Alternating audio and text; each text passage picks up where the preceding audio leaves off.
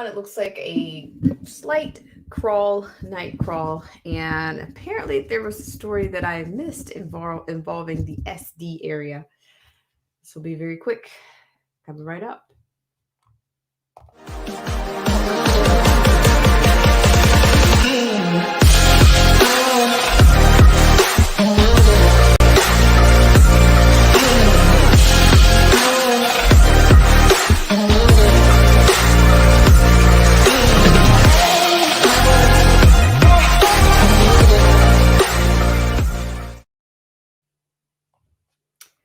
Hi, everybody, or anybody that's out there. I know it's an 11th hour, and it looks like I have managed to miss a story. I think the story is less than 24 hours at least.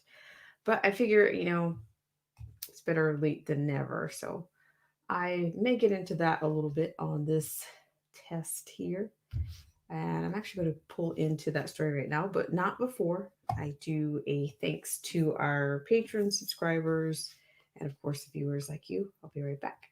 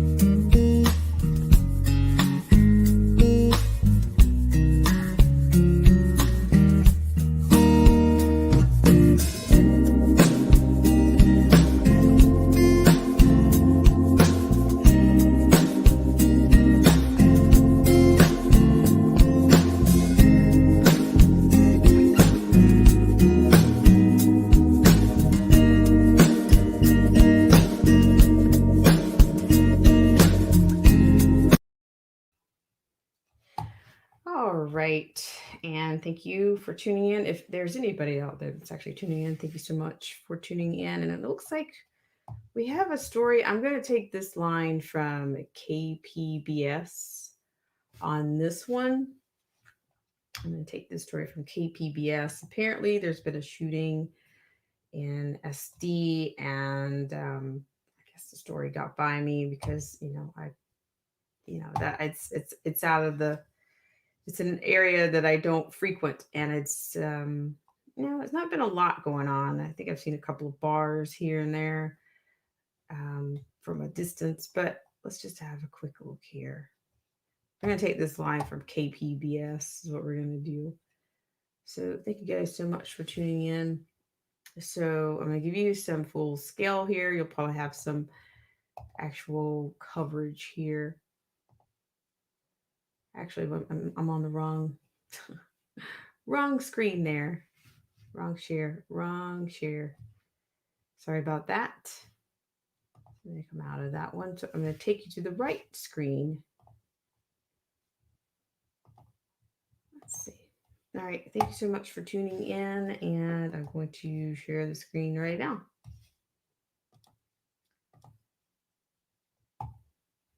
And we'll get the other footage in just a second. So apparently,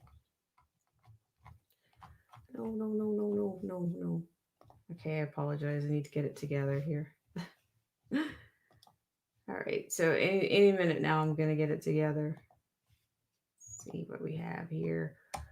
We have this is KPBS. Finally, KPBS. So what you see before you, what I think you see, I'll give you the full scale on this one. Okay, so apparently in SD, San Diego, that is, we had a police, 1 dead, 4 wounded in the downtown San Diego shooting. And this is a City News Service. I'm not familiar with City News Service, but we'll go with that. Okay, so according to this is an update here from 5:08 p.m. April 23rd, 2021, which is that's today. Apparently, a 32-year-old man was behind bars Friday on suspicion of shooting five strangers in the Gaslamp district with an untraceable, quote, ghost gun, end quote, killing one of them before being chased down and subdued by witnesses. Okay, Travis Faradon Sereste of San Diego allegedly opened fire on a 28-year-old man with a pistol for unknown reasons in front of a hotel in the 500 block of J Street about 10:30 p.m. Thursday. The shooting, which left the victim dead at the scene, was, quote, completely unprovoked, end quote, SDPD Chief David Nieslet told reporters. Sereshte then allegedly walked off to the north, got into a confrontation with a group of men on the next block, and shot each of them. Following the second barrage of gunfire, two witnesses rushed the suspect and tackled him, and then held him for police with the help of other Good Samaritans. According to Nislet, officers soon arrived and arrested the suspect following a struggle during which they zapped him with an electric stun gun. Paramedics took the surviving victims, four visitors to San Diego, ages 26, 27, 28, and 68, to a hospital where two were admitted in critical condition. All four were expected to survive, according to police. The shooting that wounded the group of tourists may have taken place following, quote, some kind of altercation, end quote, the police chief said, quote, we're still trying to work exactly that out, end quote, Nesbitt told news crews Friday afternoon. Quote, possibly somebody bumped into somebody and that caused an exchange of words, end quote. Sarastay, who allegedly carried out the shootings with the 9mm, quote, ghost gun, end quote, a type of non commercial firearm lacking a serial number, refused to provide police with a statement following his arrest, according to Neslet. During the news conference at downtown SDPD headquarters, the chief praised the, quote, two gentlemen that literally tackled an armed assailant, end quote, adding that, quote, the struggle was pretty bad, end quote. Neslet also offered thanks to the other witnesses who offered their help at the twin scenes of the shooting rampage. Quote, we had multiple citizens willing to confront the assailant. We had citizens helping those who were injured. And we had citizens that stayed and provided phenomenal witness statements to really help with this investigation, end quote, he said. So I guess for all practical purposes, I will follow this story. We're available. It just, I don't know, this is exhausting. It's absolutely exhausting, and there's no way. I just don't think it's possible anymore. And not that that's my goal, to report on every single, you know, incident that ends in shooting or yeah, it just seems like it's almost like somebody's checking boxes right about now because now we've got this ghost gun culprit, and I'm not quite familiar with what exactly a ghost gun is. I think I've heard some politicians' rhetoric behind it. I mean, if I'm not mistaken, this current regime administration mentioned it seems like that has come up in their latest gun legislation that they're trying to push through. I do remember something about a gun show, uh, but I'm not quite sure that I'm clear on what the hell a ghost gun is. The only thing I do know that's very pertinent is the fact that they identified that this particular gun did not have a serial number. So I don't know, you guys, if you will indulge me on this. And as I say, you can reprove me all you want, especially in this case where we're dealing with a ghost gun. So yeah, thank you so much for those of you or whoever's out there being a voyeur. I appreciate you for tuning in and considering, because this is actually only a test, but yeah, and at least I get that one line in. So I'm going to run a few infomercials and I will be right back. Thanks so much for tuning in.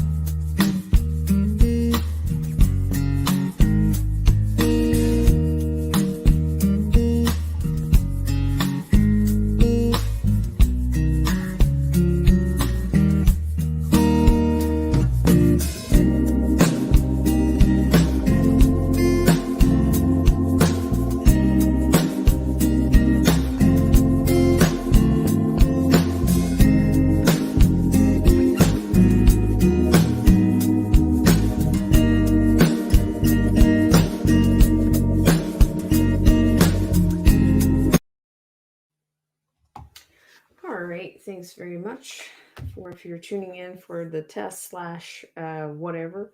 And actually, there's one other line that I kind of want to get, and I didn't get it in earlier, so I'm just going to go ahead and do it right now. And thank you so much to whoever the night crawler is out there. Thank you so much for tuning in. So it looks like I'm gonna take you to Alaska for this next. Zay Fons, how are you? Thanks so much for tuning in. This next liner is going to take us into Alaska, in which looks like the mocktail is. I talked a little bit once before about these societies or the divisions that we're getting out of this culture, and we're going to go to Alaska. Alaska is a beautiful place, very pristine, and it's kind of tough to hear things like this, but I'm going to take you there anyway. So I'll give you the full scale on this because it's looking like a bit of a bleak winter scene on this one.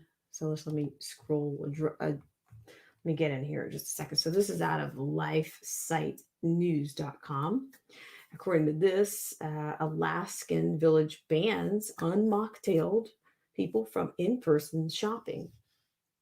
People who have not received experimental CV mocktails, however, can still make phone orders and their orders are delivered to their home. So don't worry, you can still get your packages. You just can't come out. Okay, so you can see this looks like mobile homes. I'm gonna try to pronounce the city's name or the town's name. It's Kanaganak. Uh, yikes, that was probably very butchery. Konjanginak, Alaska. I'll stick with Juneau. For now, at least, just for or Kips Bay.